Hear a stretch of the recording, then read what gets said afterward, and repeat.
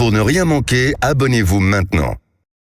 Frédéric Brindel. Ouvrez bien vos oreilles, les auditeurs de Sud Radio, parce que ces gens-là ne parlent jamais. Forcément, quand ils parlent, il y a de l'info.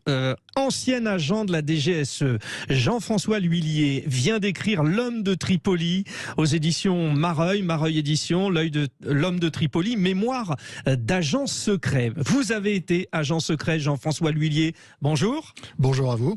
Bon, le livre parle de la chute de Kadhafi en Libye. On revient au printemps arabe, 2011. Donc évidemment, la France, avec notamment la campagne de Nicolas Sarkozy, est totalement liée à ce qui s'est passé, plus les interventions. Bon, déjà, vous parlez en tant qu'ex-agent de la DGSE. Vous avez demandé l'autorisation ou pas ? Pas exactement, non. Ouais. En vérité, j'ai annoncé le livre au directeur général que j'ai rencontré la semaine dernière, pour lui dire que j'avais, mais je n'ai pas demandé l'autorisation préalable. Non. Quand vous rentrez dans ce métier, alors vous avez été formé ancien parachutiste d'infanterie de marine, chef de poste à l'étranger. Quand vous rentrez dans ces postes, vous êtes soumis à un secret le plus total ? Total, oui, complet. Ouais. Complet, bien sûr. Ça fait partie de notre métier. Hein. C'est-à-dire, vous changez de nom ? Enfin, alors, ça dépend des missions. Par certaines missions imposent que nos noms soient changés. Donc, on part sous identité fictive dans ces cas-là. Mais généralement, je l'explique d'ailleurs dans le livre, moi, j'appartiens à la direction du renseignement de la DGSE, où on travaille beaucoup sous son identité réelle, en vérité. Votre famille est au courant de votre métier lorsque vous menez ces missions, ou un minimum ? Un minimum. Ouais. Ma famille proche a longtemps ignoré mon appartenance à la DGSE. Ah oui, ouais. Bah oui, c'est une question de protection de soi-même déjà, et puis du service évidemment. Hein. C'est important. Et donc mon épouse, bien entendu. Oui, votre épouse, quand même. Voilà. Bon, alors rentrons dans le vif du sujet. Cette histoire de la chute de Kadhafi, on rappelle déjà que la France est partie prenante. Hein. Bon, il y a ce printemps arabe. On le voit pas trop venir en Libye parce que c'est une grosse dictature, mais la France, la Grande-Bretagne et les États-Unis s'associent. Vous travaillez tous ensemble. Oui. Mais c'est quand même la France qui emmène tout le monde en vérité. Hein. C'est le président Sarkozy qui a décidé et qui a décidé cette intervention en vérité. Entre nous, on sait qu'il y a le précédent avec l'histoire de la venue de Kadhafi à l'Élysée où il installe ses tentes. Bon, les accusations de financement occulte de la campagne. Il veut régler ses comptes aussi personnellement, le président Sarkozy, dans cette affaire. C'est difficile à dire pour moi. Je dirais que, en tout cas, ce qu'il y a de sûr, c'est que les relations entre la France et la Libye, à l'époque, étaient de bonne qualité. Plutôt de bonne qualité, on va dire. Je dirais même d'assez bonne qualité, oui. Ce qui était important pour l'équilibre de la région et la représentation de la France, c'est ça ? Absolument. Ce qui était important pour l'équilibre de la région. La Libye a un rôle clé dans le Maghreb, malgré tout. On l'oublie un petit peu parce que l'Algérie prend beaucoup de place, par exemple, l'Égypte aussi. Mais la Libye, et notamment Kadhafi, évidemment, ont un rôle très important dans toute la région. Au nord de l'Afrique, la Libye, on le rappelle, est le pendant est de l'Algérie à l'ouest. C'est-à-dire que deux gros pays, l'un à l'est, la Libye et l'autre à l'ouest. Dans ce travail, en fait, ce n'est pas un travail, on arrive et on tire. On essaye de lier des contacts avec déjà les opposants de Kadhafi. Vous voulez dire à l'époque, avant... Sur votre intervention et ce qui est l'objet de votre livre. Alors, avant l'intervention, quand j'ai été mis en place en 2009 à Tripoli, bien sûr que l'une de nos missions, c'était pas la seule, était d'appréhender comment fonctionnait le régime et d'avoir des renseignements les plus précis possibles sur la politique menée par ce régime. Ouais. Donc vous, concrètement, vous allez sur le terrain à la rencontre éventuellement d'opposants, mais aussi, on en parlera, de membres du gouvernement. Oui, tout à fait. Mais alors... Les opposants, je mettrais une nuance à ce mot-là, parce que les oppositions dans un pays cadenassé comme la Libye,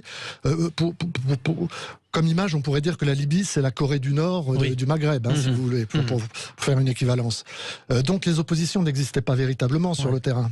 les oppositions étaient à l'étranger. Donc ça, c'est d'autres officiers traitants du service qui traitaient les oppositions à l'étranger. Et ces opposants à l'étranger, ils sont dans des pays, on va dire, voisins ou non? Pas nécessairement. Je dirais même plutôt dans les pays occidentaux. Oui, voilà. Où la parole est plus libre. D'accord. Parce que vous imaginez que les opposants en Algérie ou en Égypte, ils peuvent pas parler de la même façon. Donc ça part de Paris, de Londres, de Washington, il y a ces opposants, et là, on remonte, on y va. C'est ça. Ouais. C'est ça. Et moi, sur le terrain, donc, j'ai pas tellement de contact avec les oppositions, et d'ailleurs, parce qu'il y en a pas. Et donc, mon rôle, c'est de me tenir informé, et de tenir informé le service, de prendre des contacts au sein du gouvernement ou dans les premiers cercles de Kadhafi. Vous dites prendre des contacts, mais d'une certaine manière, prendre la température. Qui pourrait, d'une certaine manière, basculer de votre côté? C'est un peu ça. Bien sûr, c'est l'officier traitant qui est sur le terrain, en temps de paix, c'était le cas quand j'arrive en 2009, est effectivement attentif à trouver des gens susceptibles d'apporter leur réponse aux questions que j'ai en tête, que je pose. Alors, cher Jean-François L'Huillier, donc je le rappelle, ex-agent de la DGSE, qu'est-ce qui fait votre force? Qu'est-ce qui fait que vous ayez été choisi pour ça? C'est-à-dire que vous avez une capacité à être psychologiquement fort sur l'analyse de l'interlocuteur? C'est quoi? Je suis très fort sur le plan. Ne me regardez pas quand vous répondez. Ne me regardez pas, j'ai peur. Non, mais ce que vous dites est intéressant. Les officiers traitants sont formés justement aux relations humaines en général et à savoir comment parler aux gens, comment essayer de soustraire, d'amener les gens à partager leur point de vue. Vous n'utilisez pas le terme manipulation, parce qu'il n'est pas joli, mais ça y ressemble un peu. Pas encore. Dans un premier temps, vous savez, avant de manipuler quelqu'un, il faut déjà le rencontrer, et puis il faut établir un lien de confiance, et puis il faut voir ce que le gars peut nous apporter, etc. Ensuite, la manipulation vient plus tard. Sur le terrain, comme ça en Libye, vous parlez en anglais ou je parle d'abord en français, quand je le peux. Je suis encore dans la défense de ma langue. Allons-y, faisons de la francophonie. Mais bien sûr, ça c'est important, je crois. Mais de l'anglais, bien entendu. Mais vous savez, en Libye, les gens parlent pas forcément bien anglais, encore moins français, c'est vrai. Donc, il faut quand même avoir des notions d'arabe. D'accord, donc là c'est pareil, avant d'aller sur une mission comme celle-ci, il y a un apprentissage. Vous n'aviez pas appris à l'école, j'imagine. Non, mais c'est vrai, dans mon cas, mais le service recrute des linguistes aussi, et d'excellents linguistes même, dans tous les domaines, pas simplement en arabe, même dans des langues rares. Et donc effectivement, au service, il y a des modules de perfectionnement de langue, etc., bien entendu. Bon, c'est passionnant. Alors il y a ce livre, on va y venir au contenu, mais je suis pas le premier à vous le faire. C'est-à-dire qu'on a 1000 questions à vous poser sur votre métier. J'imagine que les auditeurs de Sud Radio aussi. 0826 300 300. Profitez de la présence de Jean-François L'Huillier, ex-agent de la DGSE, qui sort donc son livre L'homme de Tripoli, mémoire d'agent secret. C'était une mission difficile. Vous étiez en danger, vous, personnellement? Oui, bien sûr. C'était une mission difficile, mais pour nous, c'est habituel. Il n'y a pas de mission facile. Et ce que l'on pourrait penser être une mission facile, parfois recèle des pièges vous voyez, qui sont invisibles à l'œil nu. Et quand on part à Tripoli, donc si on prend l'analogie de la Corée du Nord, vous imaginez qu'effectivement, développer des méthodes de contact avec des gens clandestines, des méthodes clandestines, c'est compliqué. Et c'est vu et c'est su tout de suite. Justement, on essaye que ça soit le moins vu possible. Et je vous demande comment ou pas? C'est pas possible. Non, vous pouvez me demander comment. Après, vous savez, le problème quand on est sur le terrain au nom du service, c'est qu'actuellement, nous sommes, c'était mon cas à Tripoli, j'étais déclaré aux autorités locales. Donc effectivement, les services, les contre-espions locaux, les services de sécurité locaux, savaient qui j'étais. Donc ça complique encore les choses. Et donc effectivement... Et quel intérêt ils ont à vous laisser rentrer sur le territoire alors? Je comprends pas. Leur intérêt, c'est un intérêt,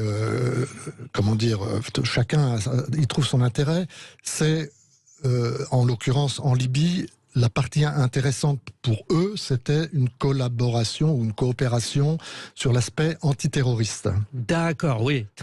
Et donc, alors, oui, ce que vous dites, en fait, vous ouvrez une porte et il n'y a de mission à mener que sur des intérêts croisés, en fait. Dans l'aspect officiel de nos relations, effectivement, il faut trouver les intérêts croisés, comme vous dites. Et on travaille là-dessus. Oui. Est-ce que Jean-François L'Huillier, votre pire ennemi sur le terrain, finalement, c'est votre stress? Vous ne devez pas montrer de stress, parce que ça se voit, le stress, ça se sent?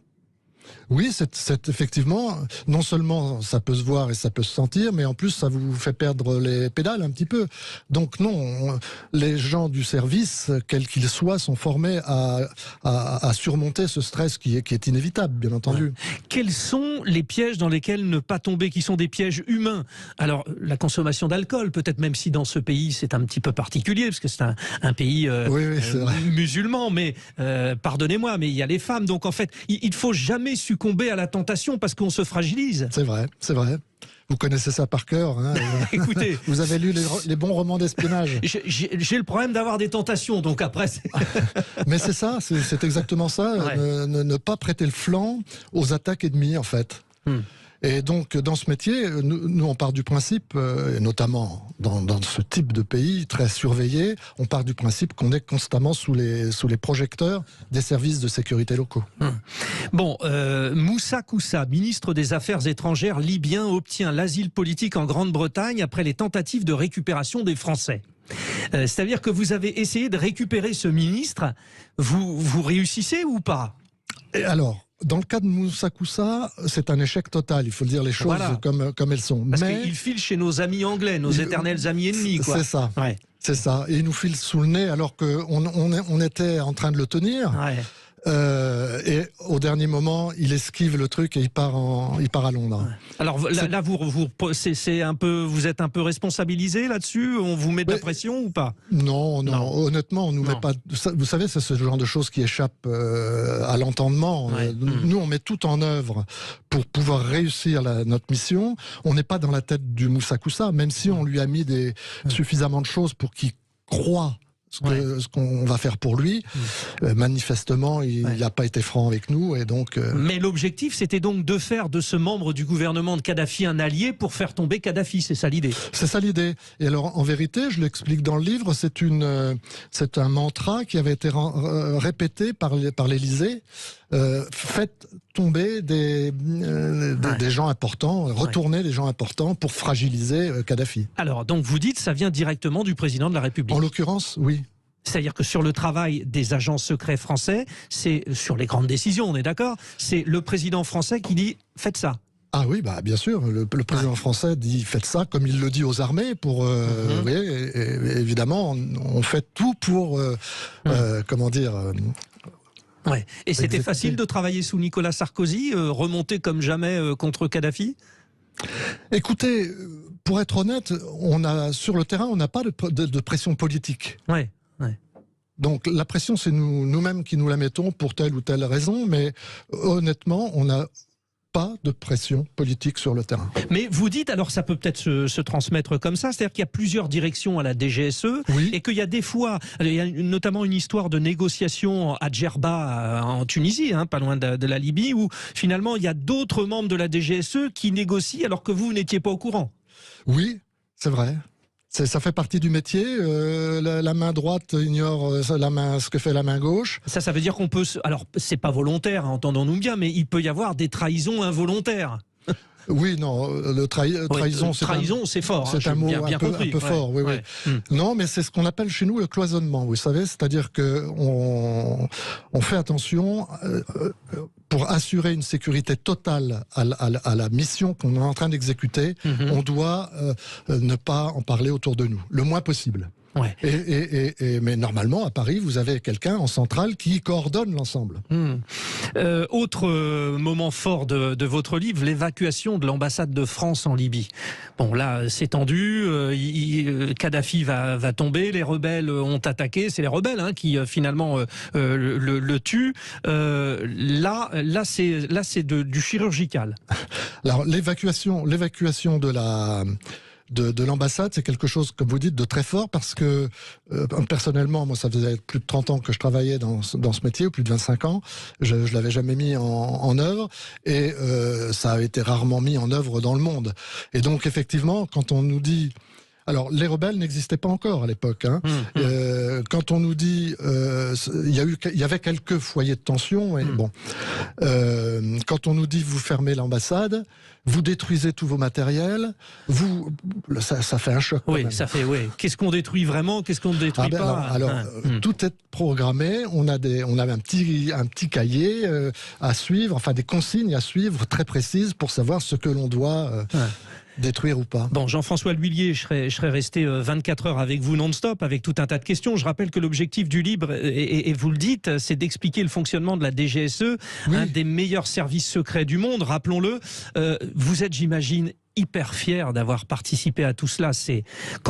Ne serait-ce que quand vous voyez comment moi je vous regarde, vous dites j'ai quand même... Oui, quand vous me regardez comme ça, j'ai envie de discuter avec vous pendant plusieurs heures. Ah, c'est gentil, c'est gentil. Mais c'est vrai que c'est une fierté. C'est vrai que c'est l'un des plus beaux services du monde.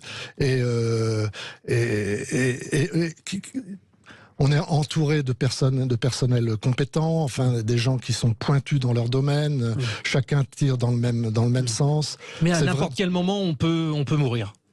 C'est notre métier. Vous savez, moi, je suis rentré dans le métier, j'avais 17 ans. J'allais dire comme troufion pour simplifier les choses. Et quand vous rentrez vous adhérez à ce métier-là, vous êtes prêt à donner votre vie, évidemment. Et c'est parti pour la vie. Merci beaucoup, Jean-François L'Huillier, l'homme de Tripoli, mémoire d'agent secret, édition Mareuil. Voilà, évidemment, je vous conseille de lire ce livre. Rendez-vous demain à la même heure. Tout de suite, c'est André Berkoff. Merci à toute l'équipe autour de Jamel Abdelak et de Joseph Ruiz d'avoir construit cette émission.